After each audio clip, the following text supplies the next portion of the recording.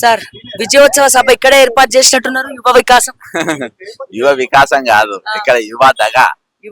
యువతను ఏ విధంగా మోసం చేశారు. ఇప్పుడు వెంటనే ప్రభుత్వము 40 మంది నిరుద్యోగులకు ప్రభుత్వం బాకీ ఉంది. ప్రియాంక గాంధీ గారు నీట్ గా చెప్పిండ్రు, మేము రాగానే ప్రభుత్వం అధికారం రాగానే 4,000 రూపాయలు ఇస్తామని చెప్పిండ్రు. 12 నెలలు అయింది, ఈ అడిగి రూపాయలు ఇయ్యలే. 48,000 రూపాయలు ఈరోజు ప్రతి విద్యార్థికి ఇవ్వాలి. ఇక్కడికి వచ్చి మేము ఇచ్చిన మాట తప్పినాం కాబట్టి ప్రియాంక గాంధీ క్షమాపణ చెప్పాలనేది మనం చెప్తున్నాం. రాహుల్ గాంధీ గారు ఏం చెప్పిండ్రు, 50% రిజర్వేషన్ ఉన్నాయి, దాన్ని దాటిస్తానని చెప్పిండ్రు.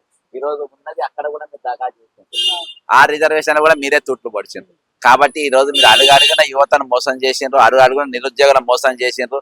ఈ రోజు వాళ్ళ త్యాగాల మీద, వాళ్ళ త్యాగాల పునాదుల మీద మీ ప్రభుత్వం ఏర్పడి ఈ రోజు దానికి ఏది 50,000 20 నోటిఫికేషన్ల 19 నోటిఫికేషన్లు బీఆర్ఎస్ ప్రభుత్వం ఇచ్చినాయి. నీ నోటిఫికేషన్ అది సగం ఆఫ్ నోటిఫికేషన్ అంటారు.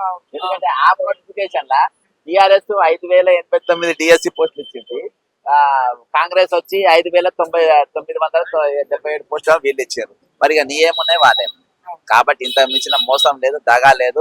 ఈరోజు దగా యువత దగా దినోత్సవం చేయాలి. మీరు యువ దగా బేరి అని ప్రోగ్రామ్ పెట్టుకోవాలి, కానీ నీకు అసలు నైతిక హక్కే లేదు. అంతే, అదో బొక్క. ఇప్పుడు అదో విజయోత్సవం మీద అడ్వర్టైజ్మెంట్ అదో బొక్క.